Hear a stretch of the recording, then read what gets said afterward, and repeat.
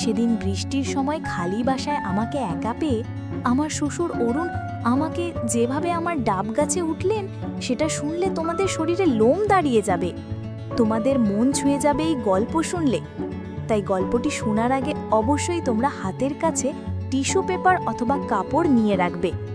আমার প্রাণের বন্ধুরা, যদি আমার এই গল্পটি তোমাদের ভালো লাগে তাহলে অবশ্যই এই ভিডিওতে একটি লাইক দেবে। আমাদের পরবর্তী ভিডিওগুলো নিয়মিত পাওয়ার জন্য চ্যানেলটি সাবস্ক্রাইব করে বেল আইকনটি বাজিয়ে দিও। আমার নাম অবনী, আমার বয়স 21 বছর। আমার বিয়ে হয়েছে মাত্র 2 বছর হলো। আমার স্বামী আকাশ চাকরি করে, সে ঢাকায় থাকে। বাড়িতে আমি আর আমার শ্বশুর অরুণ থাকি। আমার বিয়ের আগেই আমার শাশুড়ি মারা গেছেন। সেদিন বিকেলবেলায় খুব জোরে বৃষ্টি এলো, বাইরে প্রচুর বৃষ্টি হচ্ছে। আমি বসে টেলিভিশন দেখছি। হঠাৎ আমার শ্বশুর অরুণ আমাকে ডাকলেন, বললেন, বৌমা একটু আমার রুমে এসো তো। আমি তার রুমে গিয়ে বললাম, বাবা কি হয়েছে? তিনি বললেন, আমার পা ব্যথা করছে, আমার পায়ে একটু তেল মালিশ করে দাও। আমি বললাম, ঠিক আছে, আপনি একটু অপেক্ষা করুন, আমি তেলটা গরম করে নিয়ে আসি। এই বলে আমি রুম থেকে চলে গেলাম। বন্ধুরা, তোমাদের আর একটি কথা বলে নিই। আমার বিয়ের আগে আমার স্বামী আকাশ কিন্তু আমাকে দেখতে যায়নি।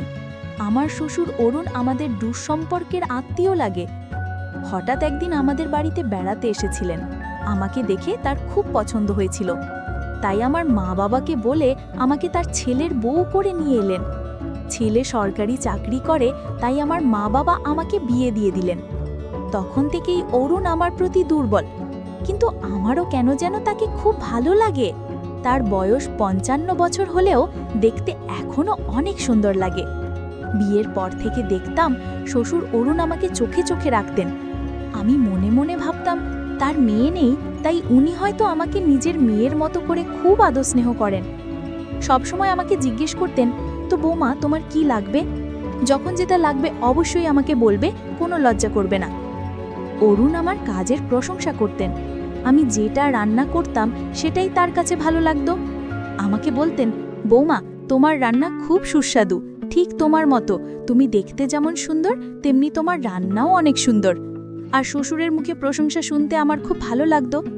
আমি আরও বেশি বেশি করে আমার শ্বশুরের সেবা যত্ন করতে লাগলাম। যাই হোক, এখন মূল গল্পে আসি।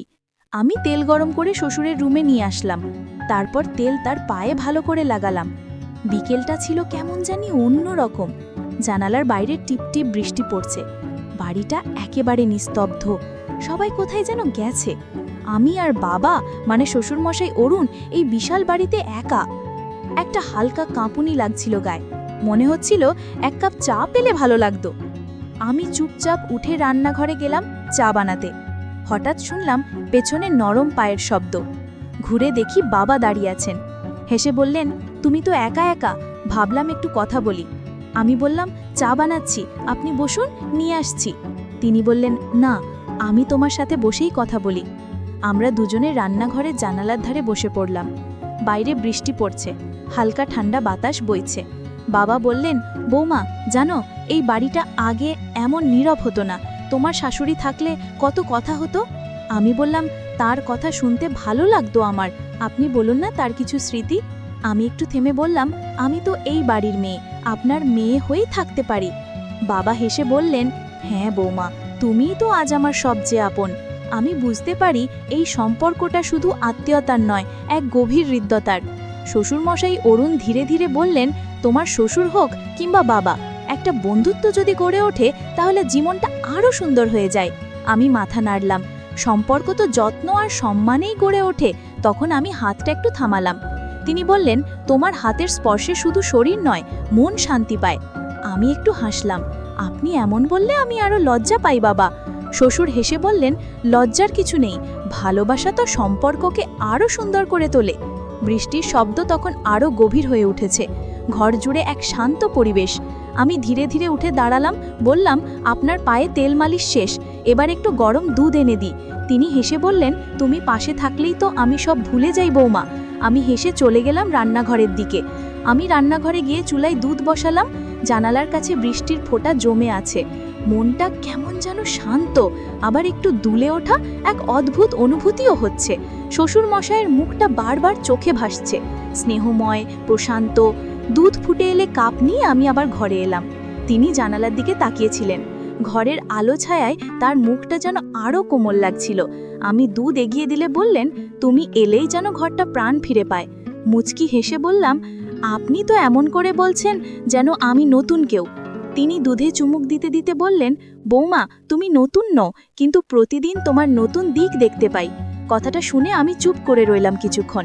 ঘরের বাতাস তখন কেমন ভারী হয়ে উঠেছে, বাইরে বৃষ্টির ভিতরে নীরবতা। আমি ধীরে ধীরে উঠে দাঁড়ালাম, বললাম, আপনার পায়ে তেল মালিশ শেষ, এবার একটু গরম দুধ এনে দিই। তিনি হেসে বললেন, তুমি পাশে থাকলেই তো আমি সব ভুলে যাই বৌমা। আমি হেসে চলে গেলাম রান্নাঘরের দিকে। আমি রান্নাঘরে গিয়ে চুলায় দুধ বসালাম। জানালার কাছে বৃষ্টির ফোঁটা জমে আছে, মনটা কেমন যেন শান্ত, আবার একটু দুলে ওঠা এক অদ্ভুত অনুভূতিও হচ্ছে। শ্বশুরমশাইয়ের মুখটা বারবার চোখে ভাসছে, স্নেহময়ে, প্রশান্ত। দুধ ফুটে এলে কাপ নিয়ে আমি আবার ঘরে এলাম। তিনি জানালার দিকে তাকিয়েছিলেন। ঘরের আলো ছায়ায় তার মুখটা যেন আরও কোমল লাগছিল।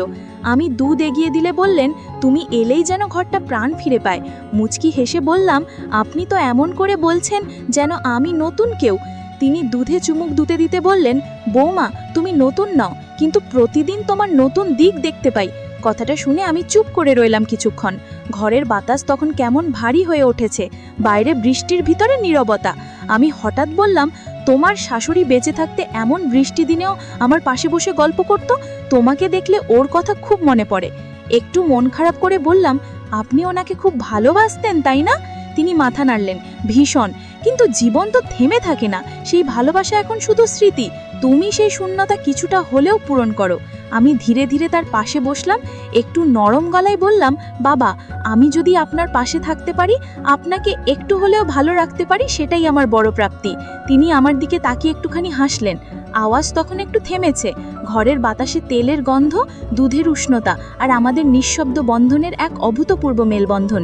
তিনি হঠাৎ আমার হাত ধরলেন। তুমি এমন করে পাশে থাকলে আমি বেঁচে থাকার নতুন মানে খুঁজে পাই। তখনও মিহি বৃষ্টি পড়ছে, সেই শব্দে এক ধরনের শান্তি আছে। আমি তেল নিয়ে ওনার পায়ে হালকা করে মালিশ করতে শুরু করলাম। শ্বশুরমশাই চোখ বন্ধ করে আরাম পাচ্ছিলেন, মুখে এক প্রশান্তির ছাপ। তিনি বললেন, তোমার ছোঁয়ায় যেন ব্যথাটাও কমে যাচ্ছে।